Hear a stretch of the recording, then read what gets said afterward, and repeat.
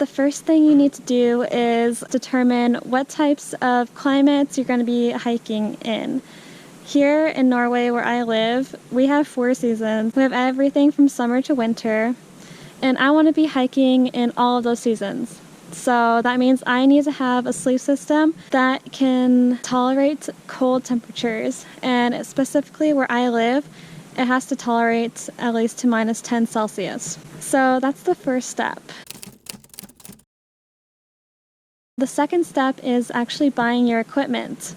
And for your equipment, they usually have an R value, and the R value determines at what temperatures your equipment can work in, if that makes any sense.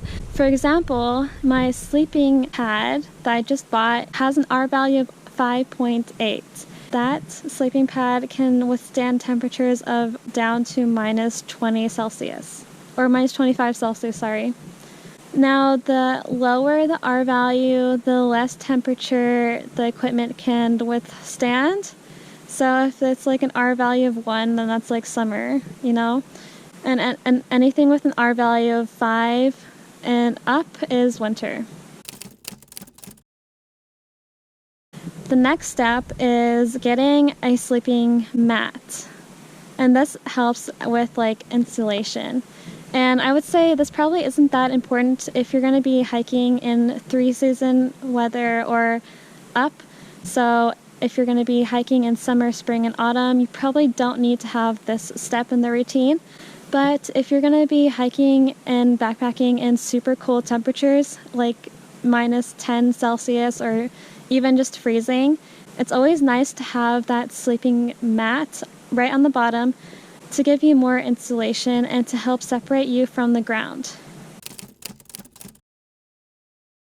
The next step is to get a sleeping pad, and this was my big mistake. I never thought it would be worth it because sleeping pads can be up to $100 minimum, and I just thought, oh, that's not worth the money. Like, I want to go backpacking cheap. I don't want to be investing in all this equipment if I don't like backpacking. But if you know that you're going to be backpacking and you know that you want to be sleeping outside, you definitely should get a sleeping pad because it's so comfortable. Like, it makes your life so much easier and you get the best sleep ever.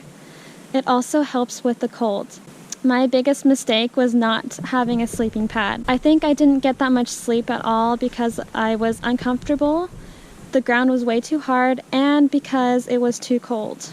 The nice thing about sleeping pads is that once you blow them up, it gives that space between the ground and you. It gives you even more warmth when you're sleeping outside. Now, the next step is getting a proper sleeping bag.